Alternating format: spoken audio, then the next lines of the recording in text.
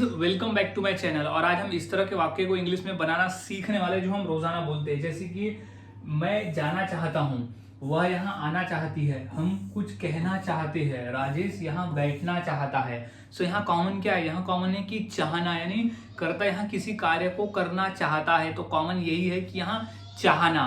So guys हम ऐसे ही वाक्य को आज इंग्लिश में बनाना सीखने वाले और इतनी आसानी से सीखेंगे कि हर किसी के लिए ऐसे वाक्य को इंग्लिश में बोलना आसान हो जाएगा।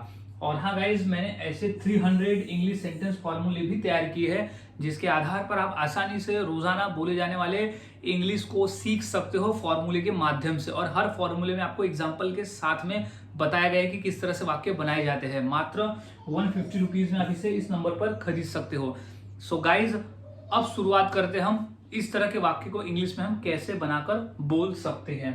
तो इसके लिए हम यूज करते हैं फॉर्मूले की, और वो जो फॉर्मूला है वो होता है कि सब्जेक्ट यानी होता है कर्ता, सब्जेक्ट यानी होता है कर्ता। अभी वो कौन से कर्ता की करने की इच्छा है, कौन से कर्ता को किसी कार्य को करने की इच्छा है, हम वो कर्ता की जगह लिख देंगे। कर्ता यानी ये वाले होते हैं, कर्ता यानी ये होते हैं जो कि बेसिक इस टेबल से हम समझ लेंगे।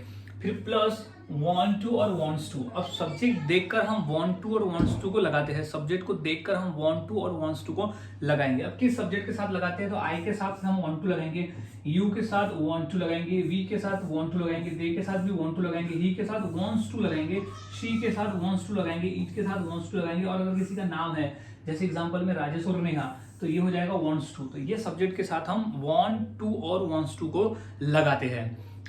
Plus V1। अब वो कौन सी क्रिया को करने की इच्छा है, कौन सी क्रिया को करने की इच्छा है, वो हम V1 में लिख देंगे, जो सिचुएशन के हिसाब से बदलेगा।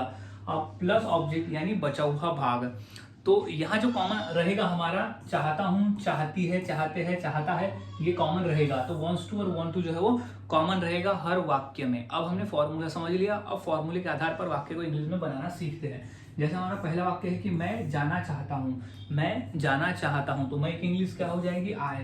तो सबसे पहले हम लिख देंगे आई। अब क्या हो जाएगा? want to, I want to, I want to। अब हो जाएगा आई want to। अब क्या? जाना चाहता हूँ, तो आई want to go, go। V1 हो जाएगा जाना, तो आई want to go।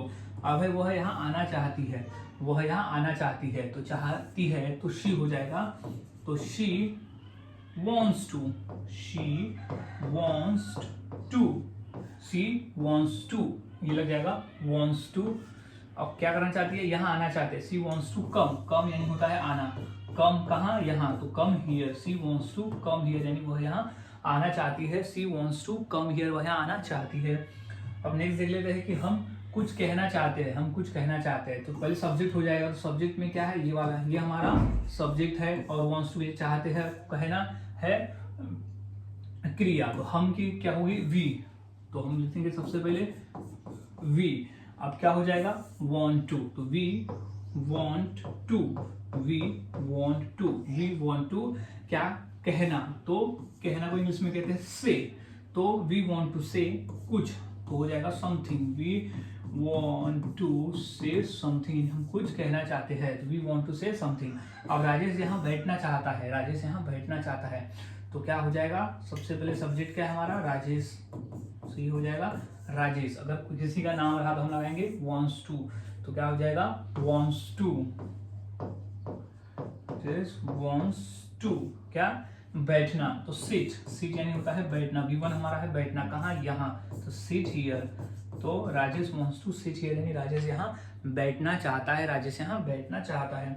अब नेक्स्ट देख लेते हैं कि हम उसे बुलाना चाहते हैं, हम उसे बुलाना चाहते हैं, तो क्या हो जाएगा? वी।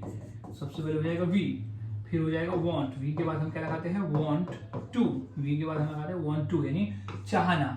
अब किसे बुलाना? तो कॉल, कॉल यानी मतलब बुलाना। अब किसे? उसे, तो कॉल हिम, उसे बुलाना चाहते हैं, we want to call him यानी हम उसे बुलाना चाहते हैं। अब नेहा खाना बनाना चाहती है, यहाँ इच्छा है, नेहा की यहाँ इच्छा है कि वह खाना बनाना चाहती है, तो क्या हो जाएगा? सबसे पहले नेहा, नेहा।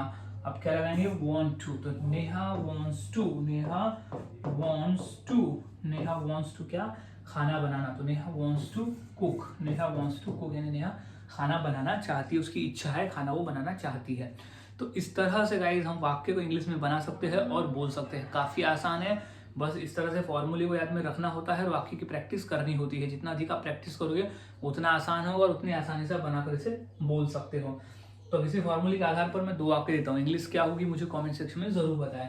जैसे हम घर जाना चाहते हैं और तुम सोना चाहते हो, तो ये 2 वाक्य की इंग्लिश क्या होगी मुझे कमेंट सेक्शन में जरूर बताएं। और प्रैक्टिस करते रहे, जितना अधिक आप प्रैक्टिस करोगे उतना आसान होगा और उतनी ही आसानी से आप बनाकर इसे बोल सकते हो। सो मिलता हूँ गाइज ऐसे ही और एक नए फॉर्मूले के साथ अगली वीडियो में। तब तक के लिए चैनल के साथ बने रहे, वीडियोस को देखते रहे और इसी तरह से रोजाना प्रैक्टिस करते रहे।